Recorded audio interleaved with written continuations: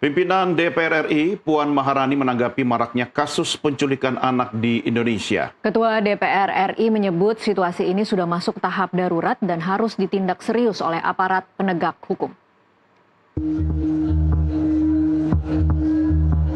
DPR RI kembali menyatakan keprihatinannya atas maraknya kasus penculikan anak belakangan ini. Ketua DPR RI Puan Maharani menilai kasus penculikan anak di Indonesia sudah masuk kategori darurat. Ia meminta negara melalui aparat penegak hukum merespon cepat setiap laporan masyarakat.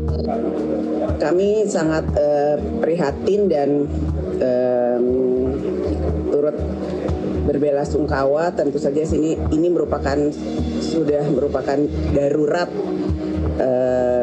yang situasi darurat yang memang harus ditanggapi secara seksama, karena hal-hal seperti ini memang bukan hanya merupakan tanggung jawab dari keluarga atau sekolah, juga merupakan tanggung jawab dari negara.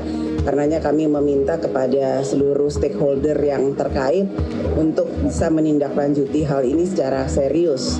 Dan di DPR kami akan meminta komisi terkait untuk memanggil dan menindaklanjuti hal ini secara serius untuk bisa melakukan langkah-langkah yang komprehensif dan mengevaluasi jangan sampai hal ini kemudian terulang lagi dan bisa dilakukan tindak lanjut ataupun langkah-langkah yang lebih efektif ke depannya. Sementara itu, Wakil Ketua DPR RI Saan Mustafa meminta Kepolisian Republik Indonesia bertindak proaktif menanggapi laporan penculikan anak. Ia juga mendorong kerjasama antara Polri dan KPAI dalam penanganan kasus tersebut.